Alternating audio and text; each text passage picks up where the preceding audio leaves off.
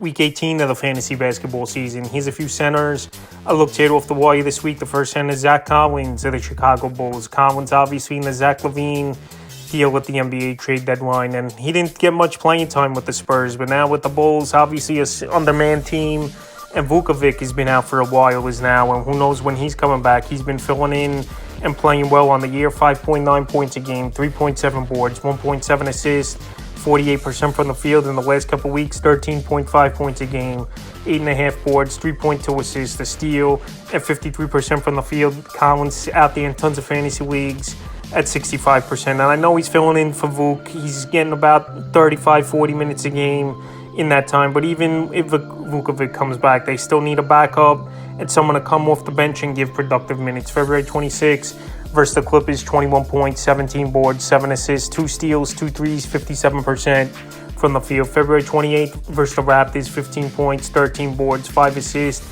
a steal, a block, 50% from the field. And March 2nd at the Pacers, 16 points, 5 boards, 2 assists, 2 threes, 66% from the field. So Collins could score the basketball, could stretch the floor a little bit, hitting the 3-ball and rebound, obviously, with some big rebound games of late. And like I said, I know with Vukovic coming back, the numbers are going to take a hit. But with this Bull team, I know they're right there in the mix for the play-in, one of the last seeds in the Eastern Conference. But to be honest, this Bull team, they probably want to tank, obviously get a good draft pick. And also as well, they traded one of their best players, if not their best player, in Zach LaVine at the deadline. So right now, I think Collins, he's going to keep getting opportunities, and he's a solid add this week. Next center, Bol with the Phoenix Suns. Bol, he's been playing good basketball, and to be honest, I don't know why this Phoenix Sun team didn't play him earlier in the season. On the year, 7.9 points a game, 3.4 boards, a 53% from the field, but the last couple weeks, good numbers, 12.9 points a game, 5.3 boards, 1.1 assists, 1.1 blocks, 1.9 threes,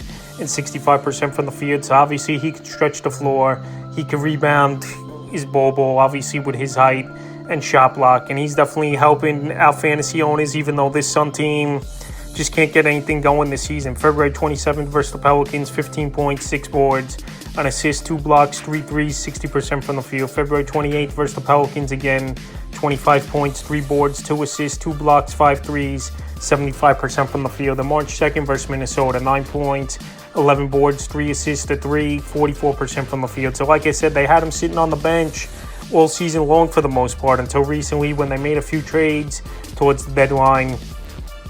Is this Phoenix Sun team. And Nick Richards, he left yesterday's ball game, even though he returned with a face injury, and he should be good to go. But Bol still getting good minutes, 25, 30 minutes a game. And right now, if you need 3-point shooting, rebounding, shot blocking, and a good field goal percentage, he's definitely a good add, available in 66% of fantasy leagues. Next center, Andre Drummond of the Philadelphia 76ers. Now, obviously, out for the season is Joel Embiid. And he only played 19 games this year, where I think they should have shut him down for a while in the beginning of the year to begin with this Sixer team having a bad year, 21-38 on the season. So Drummond available in tons of leagues, 69% on the year, 7 points a game, 7.6 boards, a steal, 51% from the field. So pretty much only rebounding and field goal percentage for the most part. Andre Drummond is going to bring fantasy owners. I know this is why he's bounced around the 1-year deals for many years in a row now around the NBA, because he just can't do anything else besides rebound the basketball at a good rate, and even his shot blocking numbers haven't been there as well.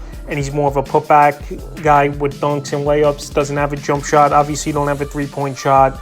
And pretty much if you just need pure rebounding, that's what Drummond could bring on. His February 24th versus the Bulls, 10 points, 8 boards, a steal, 33% from the field. February 26th at the Knicks, 7 points, 9 boards, 5 assists, 2 steals, a block, 50% from the field.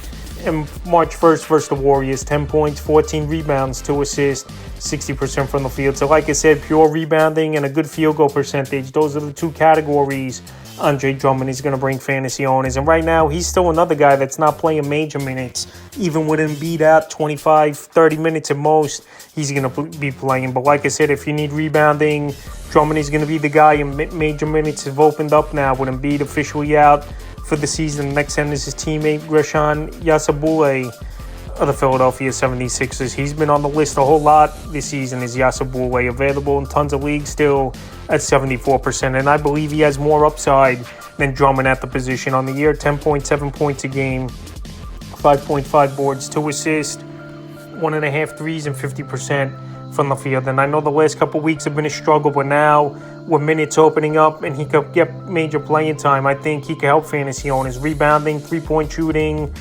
obviously scoring the basketball, and even steals. So the last couple of weeks, 6.8 points a game, 5.8 boards, 1.8 assists, 1.3 steals, 1.5 threes, and 36% from the field. So now, since Embiid's officially been out in the first game, since that was announced, March 1st versus the Warriors, 18 points, 6 boards, 5 assists, 5 threes, 62% from the field. So he's a three-point shooter, is Yasir Boulay, decent rebounder, but like I said, scoring of the basketball, three-point shooting, and assisting for a big man in steals is what he's going to bring fantasy owners. And I think, like I said, Andre Drummond's one-dimensional rebounding, and you're not going to get a lot of production out of him. Yasir Boulay would be the center tone out of these two guys if you need one over there in Philadelphia. So right now, like I said, out there in tons of leagues, it's 74%. Definitely in there this week in the fifth and final center. I looked at off the Warriors, Kelly Olynyk, the New Orleans Pelicans. So Kelly Olynyk's fit in well with this Pelican team since that Brandon Ingram deal at the deadline. On the year, 8 points a game, 4.7 boards, 2.5 assists, 50% from the field. But the last couple weeks, 12.2 points a game, 9.2 rebounds, 3.4 assists, a 3, and 51% from the field. So Olynyk, we always knew he was a good three-point shooter as a big man. We know he could rebound decently, and also as well a good assister of the basketball. And now, like I said, with this Pelican team out of it, and now they're just seeing what they have for the future, especially with DeJounte Murray out for the season. Kelly Olynyk's going out there, playing good minutes, 25, 30 minutes a game, and producing. February 26th versus the Spurs, 6 points, 12 boards, 3 assists, a steal, a block, 16% from the field. February 28th at the Suns, a nice game, 11 points, 7 boards, 5 assists, a 3, 50% from the field. And March 2nd last night at the Jazz, one of his former teams, he went off 26 points, 9 boards, 4 assists, a steal, 3 threes, 71% from the field. So like I said, Olynyk, he could do a little bit of everything, score the basketball, three-point shoot, rebound, then assist the basketball. So right now, while he's out there in tons of fantasy leagues, is Olynyk in 86%. And like I said, also, he's going to get the playing time with pretty much the only other center is Messi in this lineup for New Orleans. He's definitely in there this week, so that's a few centers I looked at for Week 18 of the fantasy basketball season.